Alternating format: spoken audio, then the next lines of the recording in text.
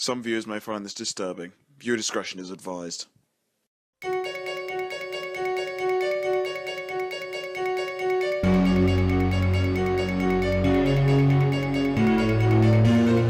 What? What are you doing in my house? Get out of here! Get out!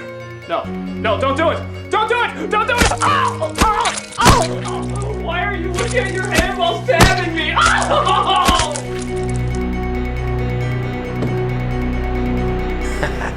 That's for reviewing Food Fight.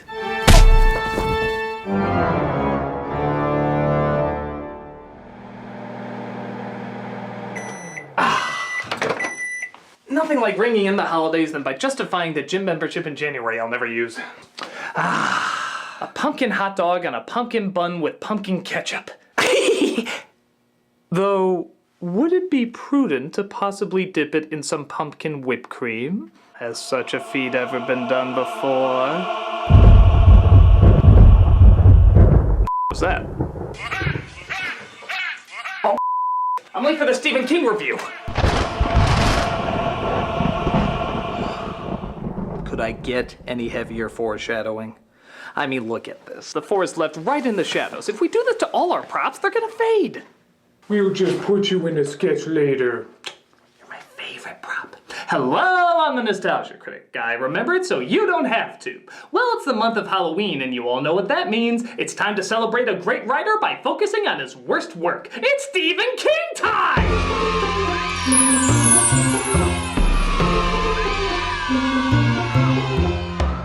There's no doubt that Stephen King is spectacular when he's good. But for some strange reason, he's even more spectacular when he's bad. At least when it comes to his film adaptations. For years, I've been mocking his infamous TV miniseries, but the time has come to finally journey to the next level of laughable hell, his motion pictures. And what better way to start off than the film he had 100% control of, Maximum Overdrive!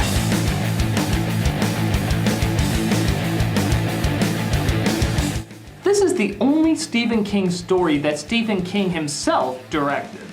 He glorifies the fact that he directed it. Just look at the trailer. I finally decided if you want something done right, you ought to do it yourself. I just wanted someone to do Stephen King right. That's right. There's no arguing someone interpreted it wrong. No claiming that filmmakers just don't understand King. No saying that Stephen King's work shouldn't be transferred to the cinematic world or that Stephen King himself wouldn't like it. This time around, there's no excuse. This is the only time we'll ever see Stephen King on Stephen King.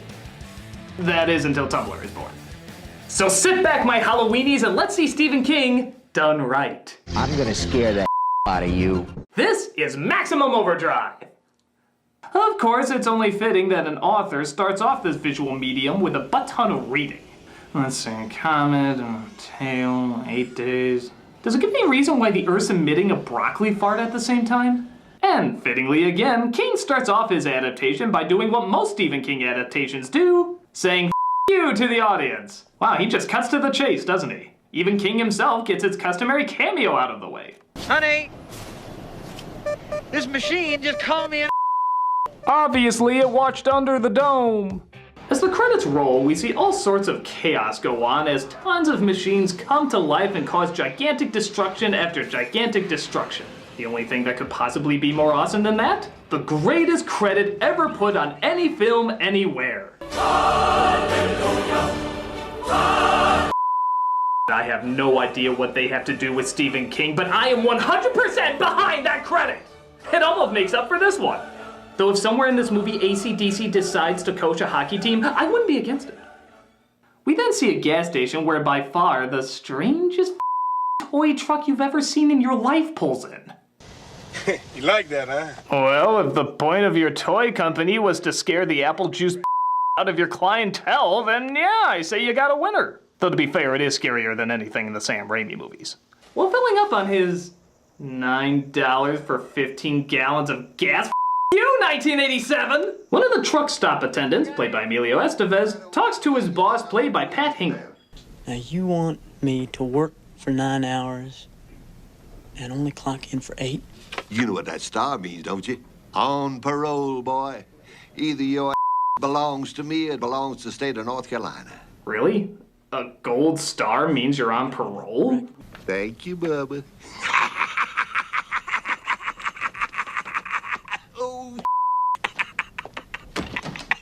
I just realized I made a Stephen King film, so I can act however I want and it'll fly. But within the truck stop, a young Deborah Wilson in drag notices the machines are acting up. Ah, the 80s, when wearing a Twinkie in your hat raised no questions whatsoever.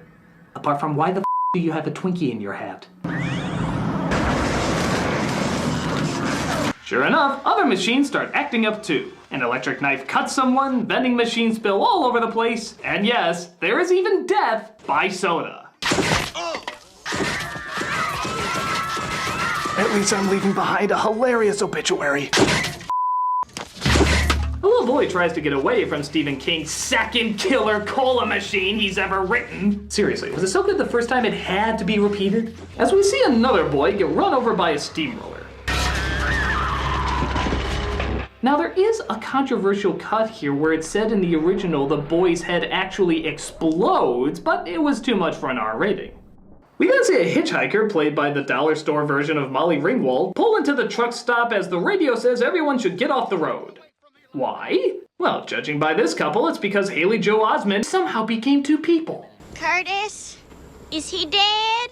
That's Yarly Smith, by the way, the voice of Lisa Simpson. And if you think her character on that show can be annoying, take a listen to some of this. No, you don't! Curtis, I'm here on that electric drive. They'll gang up on us and squash us! I'm caught in this car outside of lockdown! Get in! I just wanted someone to do Stephen King right. They end up driving towards the truck stop where our heroes are at, who are checking out to see if the trucks themselves have apparently come alive. Be careful! That jack-in-the-box they forgot to crop out might ruin the scare! Huh, no, it would have been ruined even without it. Vroom, vroom. So, anybody in there? Nope, not now. So, the truck has to adjust its rear view mirror in order to see them? I wouldn't mind so much the idea that trucks have eyes and are somehow in the driver's seat area, but do you have to do it on the only truck in the movie that literally has eyes? Isn't that kind of throwing the truck anatomy off a bit? But the little boy version of Kim Grease rides around the neighborhood realizing that technology has officially come alive and is killing people. Even a toy car somehow apparently killed a dog. You explain that one.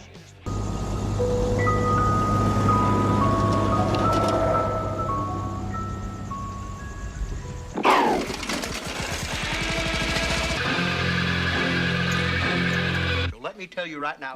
Wow, that ended abruptly. It's almost like Stephen King looked this scene over and said, "Okay, an ice cream truck and a lawnmower are the villains in this scene, and this is stupid." Let me tell you right now, boy and girl. But I guess that can't be as silly as Christine and friends starting to run over people at the truck stop.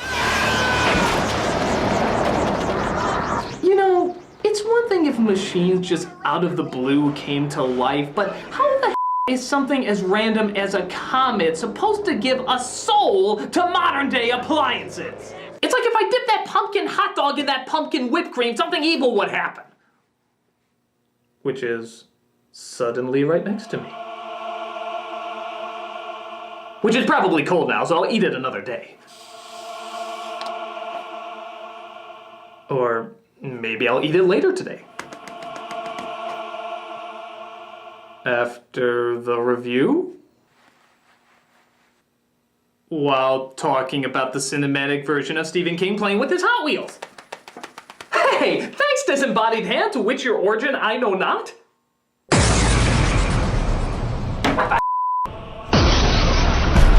You have summoned us, Critic.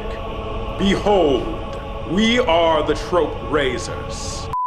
I've heard of you. You come from a world where aggravating pain and Stephen King cliches are one and the same. You learn to love them after the first 20 books, as you will learn to love them, Critic. But I don't want to love his tropes. I want to make fun of them. But you must.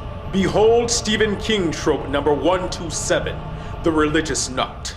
Lord has not a shepherd I shall not want. This beautiful American Truthway Bible can be yours for just $9.95. Ah, jeez, and I bet he runs into all the redneck characters, right? How did you know about trope number 2647? Because that's all his characters. You're either a country bumpkin or a blood-sucking Christian. Well, surely you don't know trope number 36498. The religious nut dies? Yes, that's the one. Well, of course he does. It happens in all his movies. But are you aware of trope number 385? The obvious symbolism of hypocritical faith? Maybe. Yes. Yes. Look, just because people accept a trope over and over and over, that doesn't make it good. If anything, it makes it worse. You may say that now, Critic, but just like a Will Ferrell performance, you will learn to love it, hate it, love it, and then forget you ever saw it in the first place. Well, I look forward to that part. Your defenses will lower, Critic, and I'll be there when they do.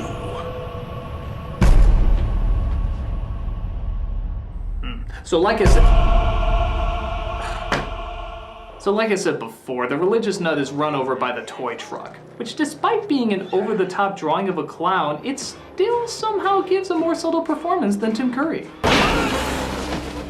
You flirt. You all flirt. Everyone tries to figure out what to do, while I think this guy went into a coma on screen, as the trucks actually start to circle the gas station.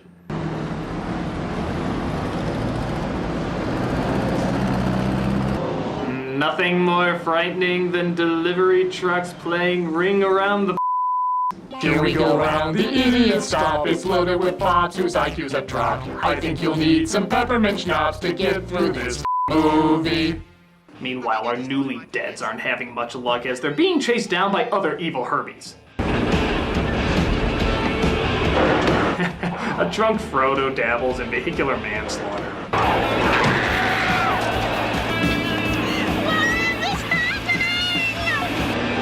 Zoom, mother trucker, zoom! Yeah, hang on while I veer comfortably to the right. That'll-ism.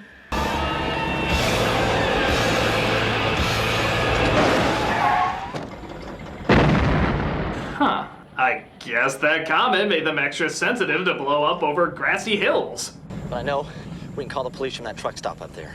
Well, it is a truck stop, and we do need to stop trucks. You're just jealous because you didn't think of it first! Unfortunately, the sinister six-wheelers aren't letting up, so our heroes go out to help Squint and Squintier get inside. All right, Bubba, stick with the... What the Good thing I had that missile on cloak so nobody would see it hit the truck.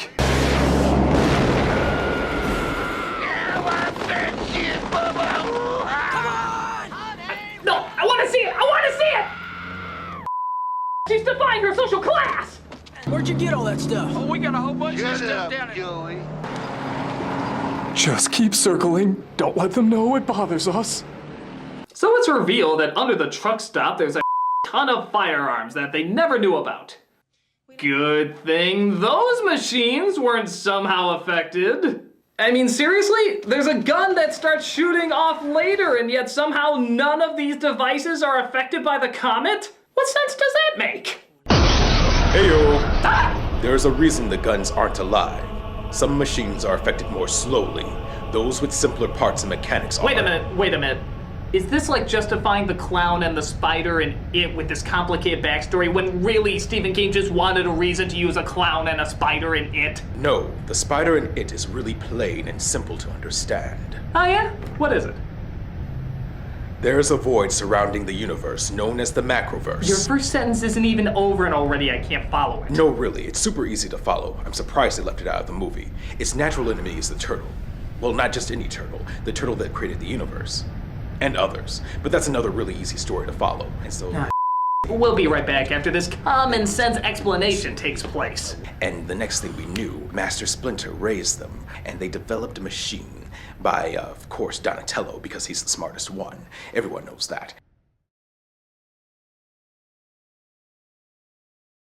From the mountains to the oceans, in the great state of Maine, everything you need is here, unless you skip the ad that'll take you there. For that's what happens when you don't give in to Stephen King tropes.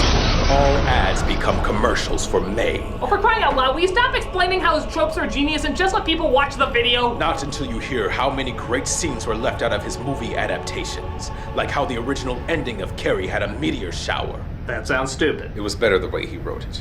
Or how the girl in It had, well, it was better the way he wrote it. Look, can't I just enjoy the terrible tropes in this film for now? So you are enjoying it. Just let me watch it.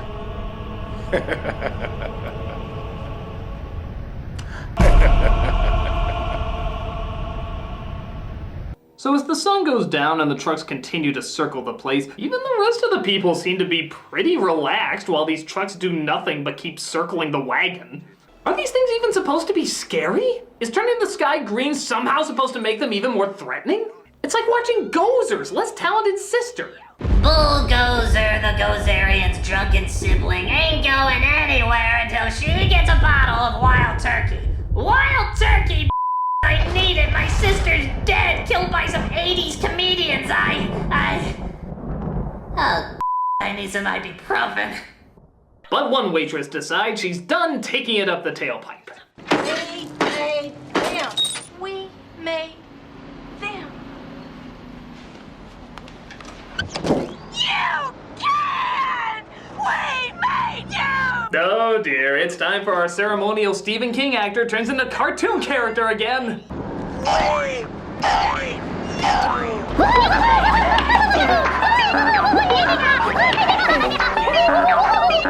Look at her. She's moving like a Jerry Lewis animatronic with extra William Shatner parts. Hi, all you cads! We made you. Don't make us circle around you some more.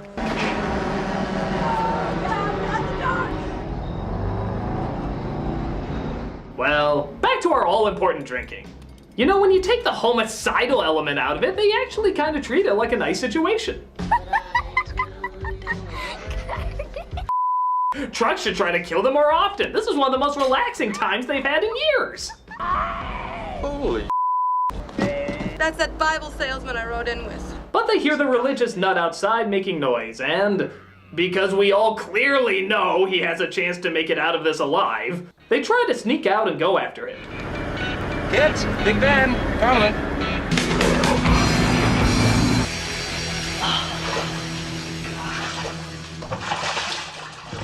Wow, the comet must have also messed with how flashlights work because it's a little confused what's supposed to be lit and what isn't. But before they can get to the guy, the little boy comes across him first. Mister? Yeah, he gets up. He gets up. He gets up. Well, gee, I guess you really fooled me, movie. I guess he's not going to get up. No, really, you totally got me. I'm totally convinced that he is not going to get up and do a jump scare whatsoever. Well, I might as well go do some other stuff, seeing how he's clearly not getting up. You really got me there, movie. Really got me. Really thought he was going to get up there, movie. Really, really, really got me there. What a shocker. Pull me! Pull me! I can't. You're too heavy.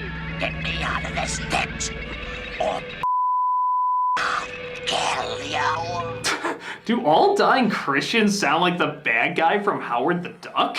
I'll kill you. If you can't take the heat, get out of that kitchen.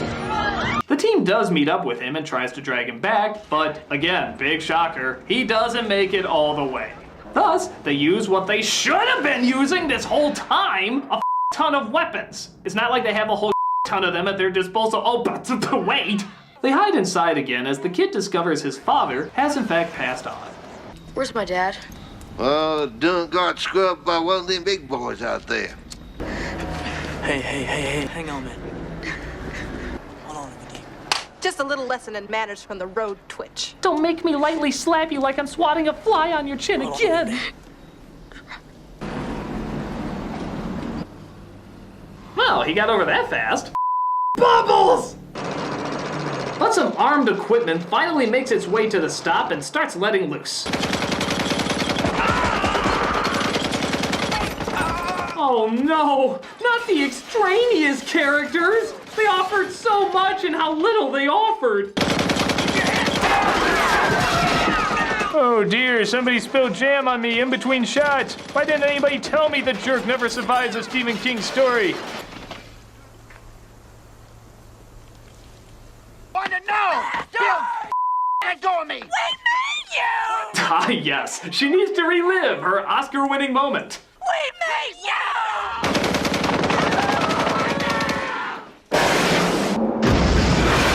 Huh, I guess she just took the bazooka for moral support. Didn't seem to work.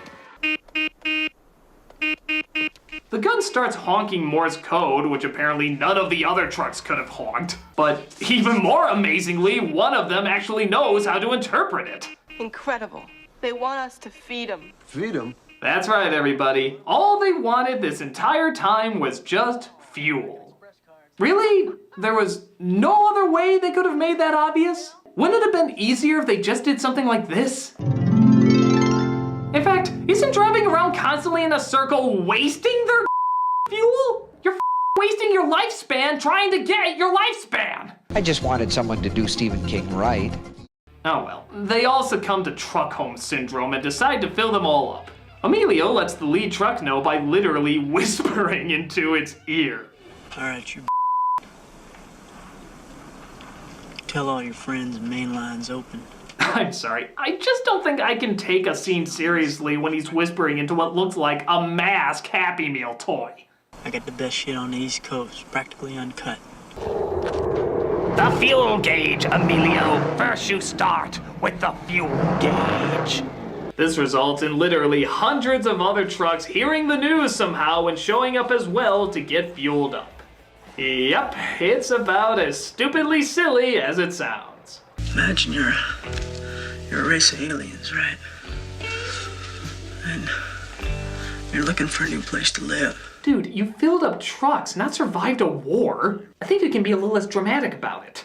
Sent in their room, using our own machines, sweep us right up. Well, that's an interestingly stupid theory, but like the credit said, comet. Which makes much more practical sense-ish, kinda, not really. But I'm sure it's explained in Dark Tower or something.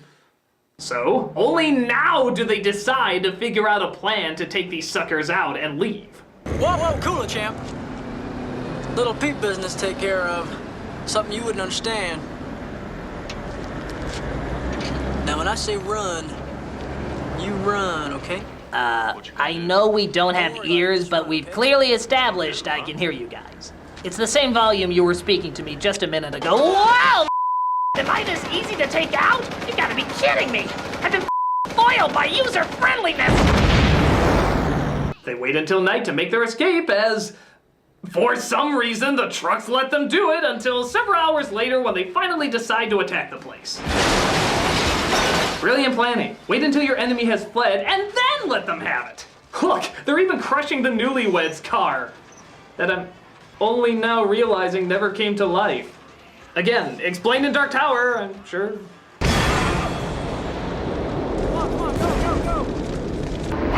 We'll meet again, Spider-Man! But wait, what's that?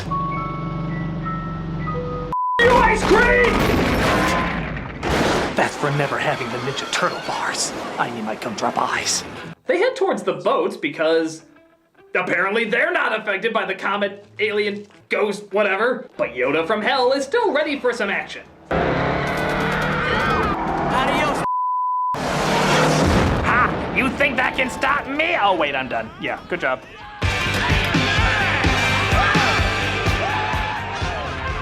Oh, so it was aliens. Okay. The comet apparently had nothing to do with anything. In fact, it didn't even pass over by the time all this stuff took place.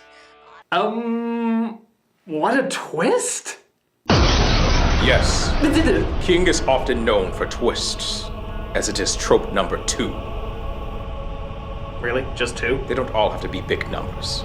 So, have you succumbed to the Stephen King tropes and all its tropiness? Actually, yeah, I kinda have. Ah, so you know what it means to love repeatable pain.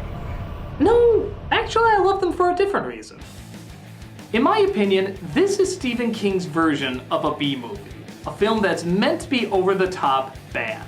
I don't think he wanted to scare us with this. I think he wanted to make us laugh. I mean, let's be honest, no film using AC/DC is intending to scare anyone.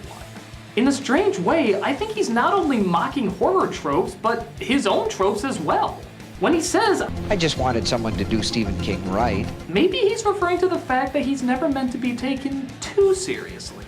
There's always a bit of otherworldly insanity that even he can poke fun of and laugh at. So, as a totally crazy, cliched, explosion-filled bloodbath of idiocy, it's a fun time.